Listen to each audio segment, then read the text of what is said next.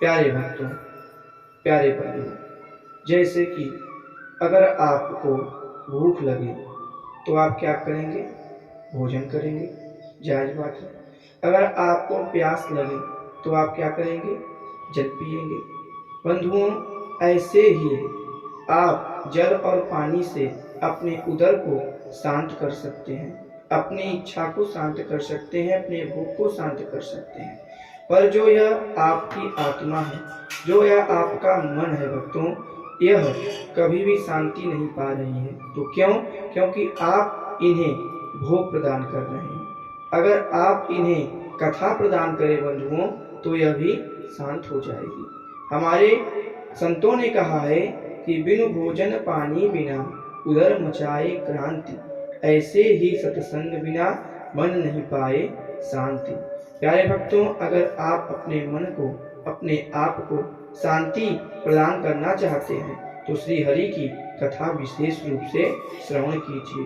बंधुओं, आजकल तो इतनी सुविधाएं हो गई हैं, इतने यंत्र आ गए हैं जिसके द्वारा आप चाहे जहाँ पे भी रहें कथा का श्रवण पान कर सकते हैं। इसीलिए समस्त भक्तों से करवट प्रार्थना है कि वह निरंतर श्री हरि की कथा सुने, उनका ध्यान करें, उनका नाम जप करें और उनकी लीला कथा का तो विशेष रूप से श्रवण करें।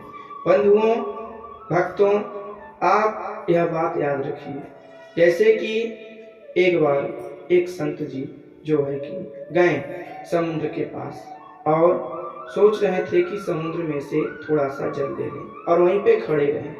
अब एक महात्मा जी आए और कहें कि आप इसमें क्या देख रहे हैं? तो सज्जन कहते हैं कि हे प्रभु, हम ये देख रहे हैं कि यह लहरें शांत हों तो इसमें से हम जल लें।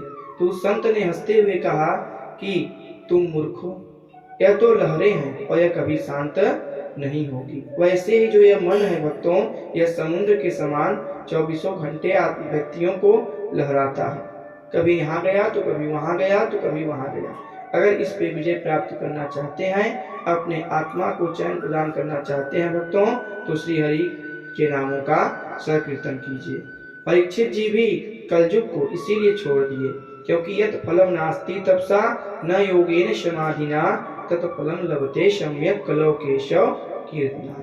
भक्तों, और युगों में तो और साधनों से भगवान मिल जाते थे, पर यह कलयुग में भक्तों, अगर आप भगवान के नाम का एक बार भी सुमिरन कर लिए तो आपका कल्याण कर देगा। बहुत लोग कहते हैं भक्तों कि असौच क्रिया में नाम शौच न करें, नाम जप न करें, अपवित्र अवस्था में नाम जप न करें। हमारे तुलसीदास जी तो कहते हैं कि भाव कुभाव अलख आलसम और नाम जपत मंगल दिशित सम। जैसे कि घी का लड्डू आप चाहे जहाँ पे भी खाएं, वह स्वादवर्धक ही होगा, वैसे ही भगवान का जो नाम है वह आप भाव से लीजिए, कुभाव से लीजिए, चाहे जान के लीजिए चाहे अनजाने में लीजिए, वह आपको भक्तों पवित्र कर देगा।